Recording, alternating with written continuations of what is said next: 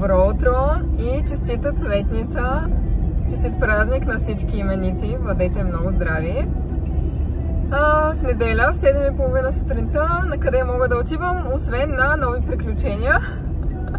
Отивам да взема леля ми, защото ще бъдем заедно с нея през уикенда и ще посетим някои интересни места, както и ще направим генерална кулинарна репетиция за Великден. Така че ще се радвам да останете с нас.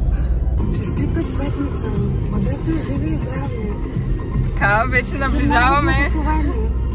вече наближаваме до нашата първа спирка.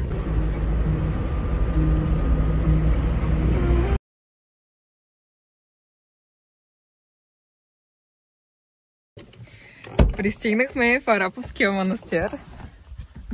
Искам само да ви покажа. Каква зеленина, каква красота. Просто страхотно.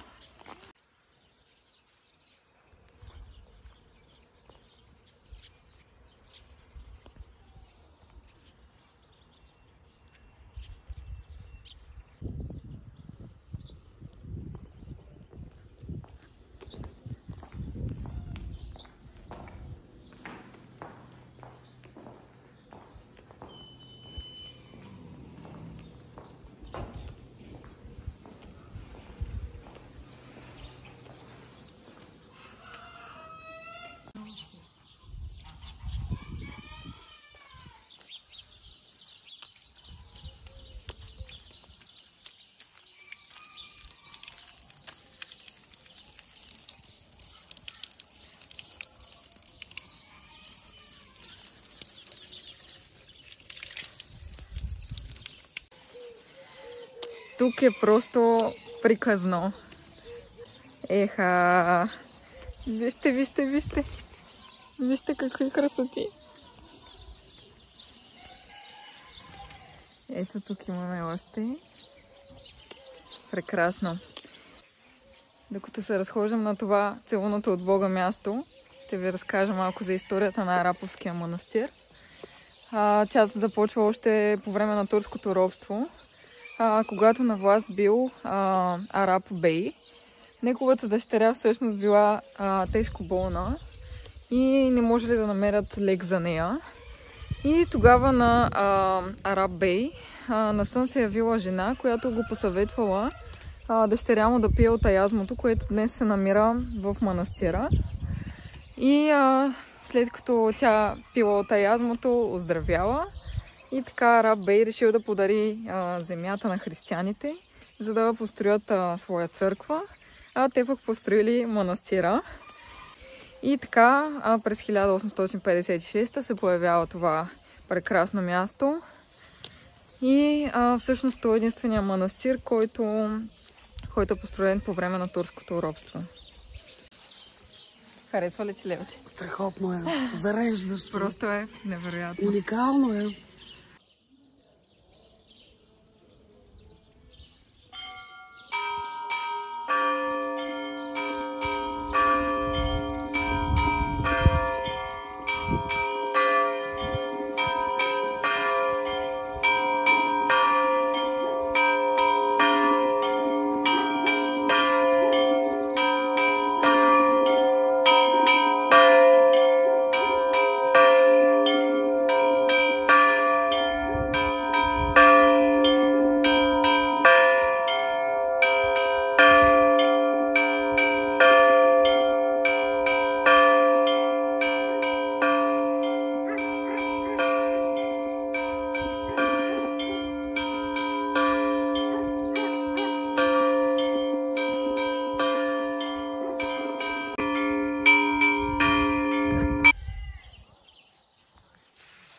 Вече се усеща миризмата на тамян.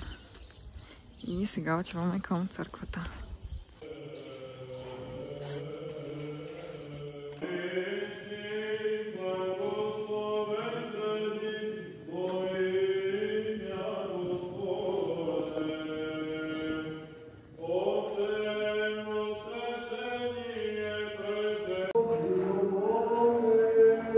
Вярвам в един Бог Отец, Вседържител, Божествен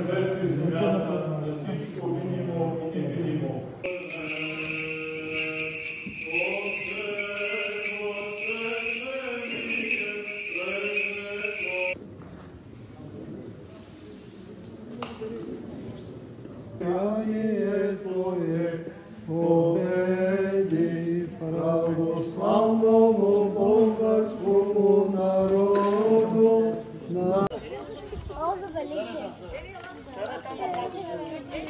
Ти си ги взимаме ли? Да.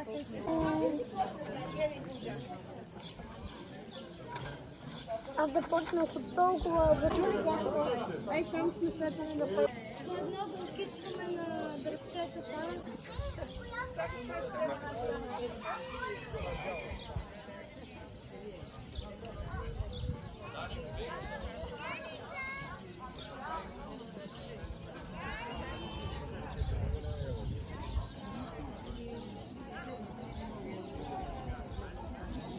Сега ще ви разкажа малко повече за днешния празник.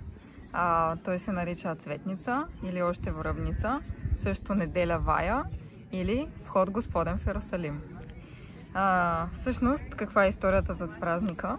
6 дена преди Възкресението Исус бил в Витания, където на предишния ден възкресил Лазар от мъртвите. След това, на следващия ден се отправил към Йерусалим и като стигнал до едно село, Витфагия, близо до Елеонската планина, той заповядал на двама от учениците си да отидат в съседното село, където да намерят осле и ослица и да ги вземат. Те направили това, което той им казал, довели ослето и така Исус се качил върху него, възседнал го и по този начин влезнал в тържествено в Йерусалим, където хората го посрещали с думите Осана, сино Давидово, благословен идещият в името Господне, Осана във висините. И разбира се, виждате моето прекрасно венче. Традицията с върбата идва от палмовите клонки, с които тогава народът е посрещнал Исус в Йерусалим.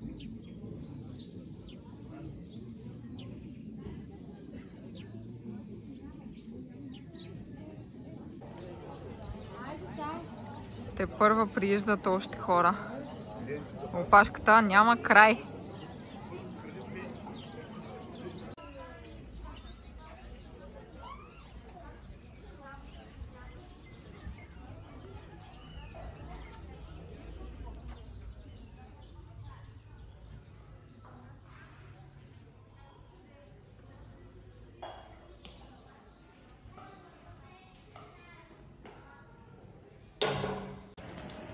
Лелче, на къде така отиваме? На баба Чегина на гости. Продължаваме с приключенията. Влезли ме върбичка. Взели сме и Майера с нас този път. Да, на разходка с да я разходим. И времето в Пловдив е прекрасно. Просто рай. Чепето е близо.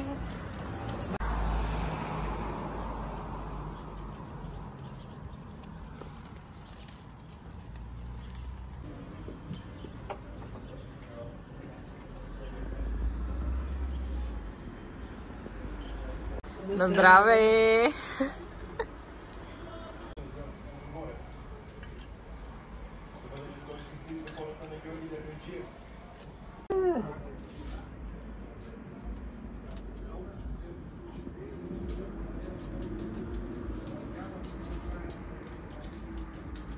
Здравейте!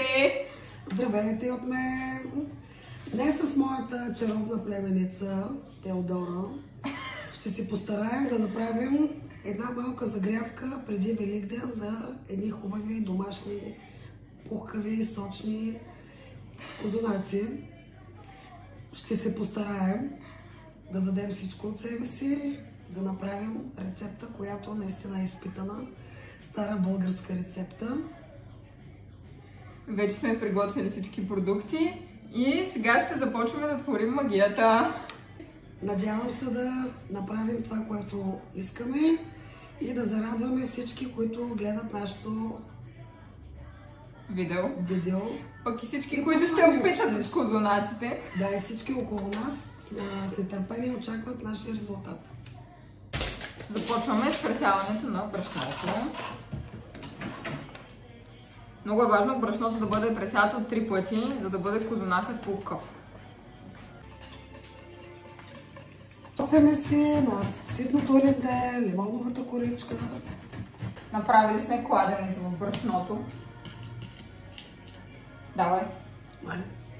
Сега изсипваме сместа с маята.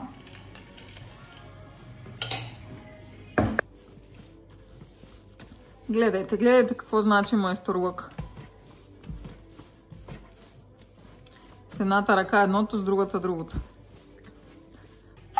Понеже правим двойна доза и няма как да се умеси в една купа, решихме с моята племеница да месим заедно едновременно двете.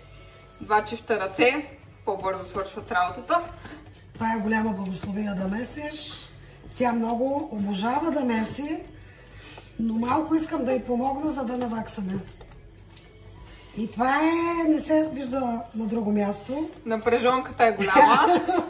Ама това пък сплотява и се мотивираме да го направим перфектно.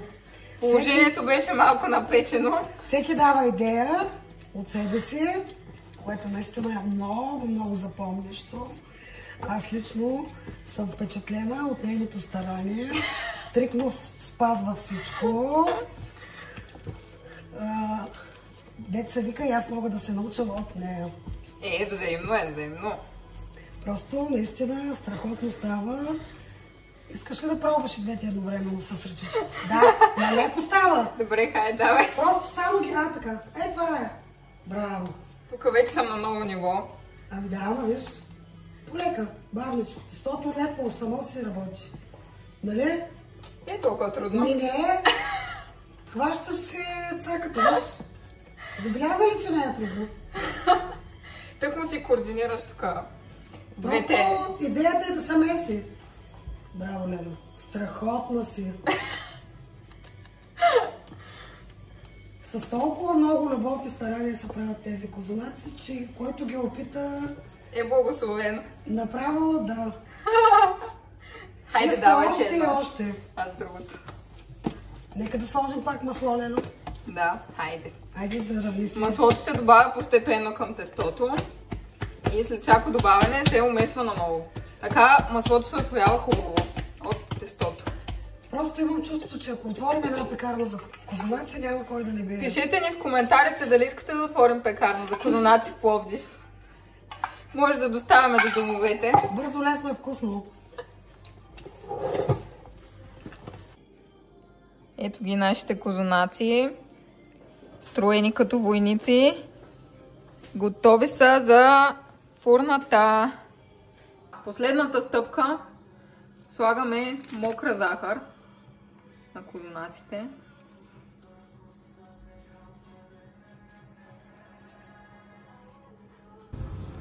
Ето ги готовите козунаци. Изпечени. Страхотни. И гледката, на която ще си ги хапваме. И сега нека да разчупим готовия козунак. Да опитаме. Ето. Вижте, приказка. Добре сме се справили. Доволни сме. На Велики четвъртък може и повече. Я дай да пробваме сега. Нека да пробваме вкусния козунак и ви пожелаваме весели празници. Айде, тествай. Супер, страхотен. Вижте, куци. Разкошен. Това беше всичко от нас за този влог. Пожелаваме ви весели и светли празници. Бъдете здрави и благословени. До скоро!